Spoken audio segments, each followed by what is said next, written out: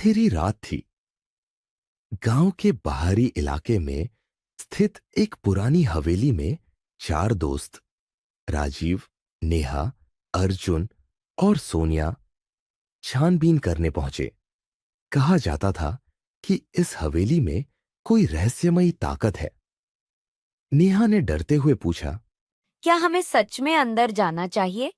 राजीव ने हंसते हुए कहा, डरने की जरूरत नहीं है, ये सब अफवाहें हैं।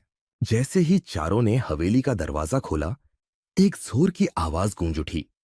अर्जुन ने तुरंत अपनी टॉर्च जलाई और कहा, यह आवाज क्या थी?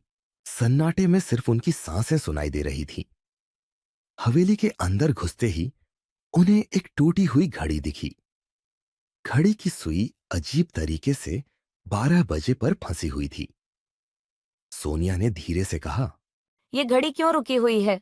नेहा ने घड़ी के पास रखे कागज के टुकड़े को देखा। उस पर खून से लिखा था, जो समय के साथ खेलेगा उसका अंत समय करेगा। चारों को अब डर लगने लगा। अचानक एक दरवाजा खुद ब खुद बंद हो गया। अर्जुन चिल्लाया, ये किसने किया? राजीव ने हिम्मत जुटाकर कहा, आओ ऊपर चलते हैं, शायद हमें कोई सुराग मिले। सीढ़ियां चढ़ते ही एक एक कर बिजली की सभी टॉर्च बंद होने लगी। नेहा ने घबराते हुए कहा। ये चीख किसकी थी? अर्जुन ने दीवार पर एक और खून से लिखा संदेश देखा। उसमें लिखा था, हर मिनट मौत करीब आ रही है। अब उनकी धड़कनें तेज हो चुकी थीं। अचानक राजीव ने पीछे मुड़कर देखा। वहां एक परछाई खड़ी थी। उसने चिल्लाकर कहा, भागो। चारों भागने लगे। जैसे ही वे मुख्य दरवाजे पर पहुंचे, दरवाजा बंद हो गया। एक गहरी डरावनी आवाज आई, जो आएगा वो वापस नहीं जाएगा। नेहा ने हिम्मत से कहा।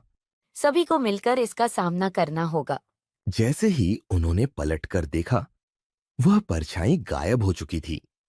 तभी सूरज की पहली किरण हवेली के शीशों से होकर अंदर आई और दरवाजा अपने आप खुल गया।